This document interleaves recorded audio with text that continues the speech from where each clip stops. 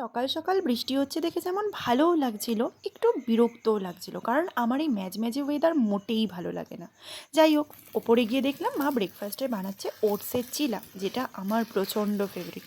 তবে মা এটা বানাচ্ছে ধোসা স্টাইলে, কারি পাতা দিয়ে একটু ফোড়ন দিয়ে বানাচ্ছে। বলেইছিলাম পাশের বাড়িতে কারি পাতার গাছ আছে, তো সেই কথা মতো পাশের বাড়ি থেকে কারি পাতা পেরে এনেই মা বানিয়েছিল। আর এই যে বাকিগুলো দেখছেন, এগুলো আমলকি বাটা খাবো বলে আমি পেরে এনেছিলাম। একদিকে আমি খাচ্ছিলাম আমলকির জুস, আর আরেকদিকে মা বানাচ্ছিল ধোসা।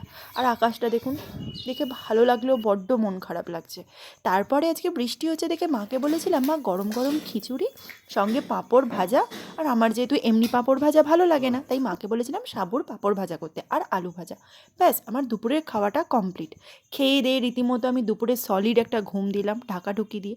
তারপরে সন্ধ্যাবেলা উঠে একটু পড়তে বসেছিলাম ভূগোলটাই যথারীতি, কারণ ভুলে ভুলে যাচ্ছি।